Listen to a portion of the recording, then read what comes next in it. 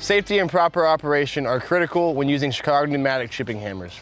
In this video, we'll walk through the steps every operator should follow to stay safe, protect the tool, and get the job done right. Every chipping hammer includes a tool retainer system for installing and removing tool steel. Depending on the model, you'll see different retention systems. Always follow these safety precautions. Always shut off the air supply at the source coming to the tool before making any changes. After the air supply has been shut off and with the tool pointed down and away, briefly press the trigger on the tool to release any trapped air in the line. This prevents accidental actuation and injuries during any maintenance or tool changes. Before installing tool steel, double check the bushing size and chisel collar type.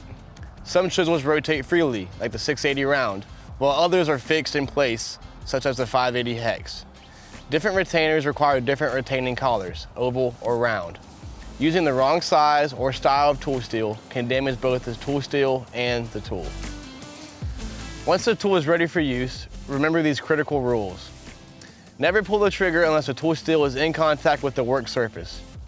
Dry firing can damage internal components and shorten the life of the hammer. These tools are for braking, not prying. Don't try to lever or lift chunks of concrete. Doing so puts excessive strain on the tool steel and can damage the hammer. Keep the tool pointed in a safe direction at all times. Never aim it at anything you don't intend to break.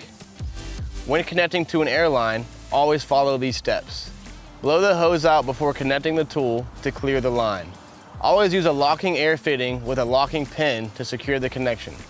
Install whip check safety cables at every airline connection up to and including the tool. These whip checks prevent the hose from whipping dangerously in the event of an accidental disconnection. All air tools require lubrication, including the chipping hammers.